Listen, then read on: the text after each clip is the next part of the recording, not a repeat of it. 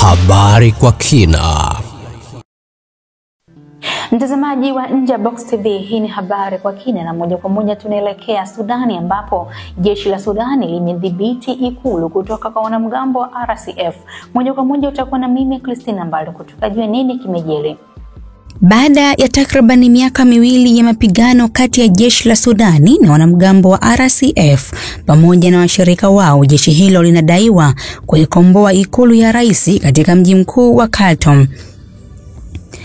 Mkuu wa majeshi ya Sudani Abedi Fattah al-Burhan hapo jana aliwasili katika ikulu ya rais iliyoshikiliwa tena na wanajeshi mjini Khartoum na kutangaza kwamba mji mkuu huo uko huru kutoka mikononi mwa wanamgambo wa RSF. Baada ya karibu miaka miwili ya vita, kiongozi huyo wa Sudani alitoa tangazo hilo lililorushwa na televisheni ya taifa akihitimisha kampeni ya siku nyingi ya vikosi vyake kushikilia tena taasisi ya serikali mjini Khartoum. Kukamatwa kwa ikulu hiyo ni ushindi wa hivi karibuni wa jeshi la nchi hiyo SAF katika vita vyake vya dhidi ya RSF vilivyoanza wakati wa mwezi wa Ramadhani mwezi Aprili mwaka 2023, wakati makamanda wa majeshi mawili yaliyotofautiana juu ya kuunganisha vikosi hivyo. Vita hivyo vya kuwania mamlaka ya kudhibiti nchi vimeitumbukiza Sudani katika janga kubwa zaidi la kibinadamu na watu kuhama makazi. Pamoja na hali mbaya ya kibinadamu na njaa, mapigano yanayoendelea na mlipuko ya kipindupindu yanaiweka nchi hiyo iliyoharibiwa vibaya kwa vita kwenye hatari ya kugawanyika katika tawala mbili. Vikosi vya wanamgambo vya RSF ambavyo vinashiriki karibu eneo lote la magharibi mwa Sudani la Darfur na sehemu za kusini hivi karibuni vilitia saini mkataba wa kuanzisha serikali ya amani na umoja katika maeneo yanayodhibitiwa.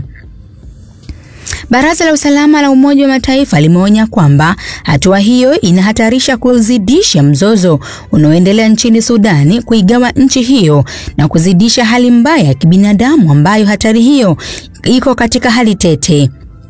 Wiki hii Umoja wa Afrika imelaani tangazo la RSF na washirika wake wa kisiasa na kijamii kuanzishwa kwa serikali ya pinzani katika Jamhuri ya Sudani na kuonya kwamba hatua kama hiyo ina hatari kubwa kuigawa nchi hiyo. Vikosi vya jeshi vya Sudani SAF ambavyo vimedhibiti sehemu kubwa ya kaskazini na mashariki mwa nchi, ambavyo pia vimekamata maeneo makubwa mjini mkuu Khartoum na Sudani Kati, hivi karibuni pia vilizindua mpango wa kisiasa kwa ajili ya amani mnamo Februari. Lina Badri kutoka mpango wa kimataifa wa usalama katika taasisi yenye makao yake mjini London alisema kuwa kila upande una matumaini ya kujiweka katika nafasi ya kushika mamlaka nchini. Wakati RSF ikitangaza serikali pinzani, SAF imetangaza mpango wake wa amani na kusema kuwa mwisho wowote wa mapigano utatokea mara tu wanamgambo watakapoondoka na kuweka silaha chini. Kila upande una matumaini ya kujitangaza kama wenye mamlaka halali nchini, na maendeleo haya ya kisiasa yanatokea ni sehemu ya juhudi hizo zinazoendelea. Hata hivyo, bado hawajaonyesha dhamira ya kweli ya kukomesha mapigano na uharibifu. Wachambuzi na wanaharakati wa haki za kibinadamu wanahofu zaidi kuhusu athari mbaya kutokana na mgawanyiko unaoweza kujitokeza kwa Wasudani milioni 12.9 waliolazimishwa kukimbia makazi yao, ambapo karibia milioni 9 ni wakimbizi wa ndani, hali ambayo tayari ni mbaya inazidi kuwa mbaya zaidi. Umoja wa Mataifa ulionya wiki hii kwamba katika jimbo la Darfur magharibi mwa Sudani, raia katika kambi ya wakimbizi wanakufa kwa njaa. Raia 46,000 wanaishi hapa katika hali mbaya sana.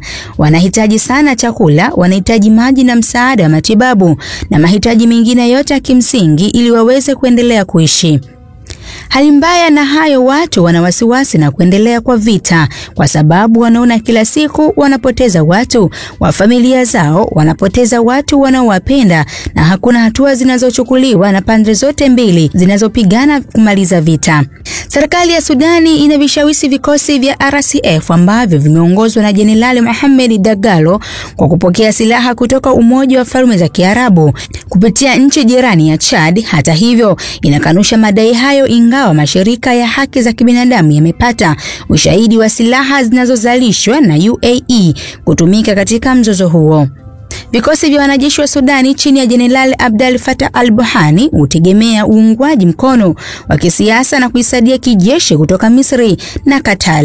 Hii ilikuwa ni habari kwa kina kutoka hapa Nje ya Box TV. Langu jina ni Christina Mbalo. Usisahau kusubscribe, kulike na kushare ili kwanza kupata notification.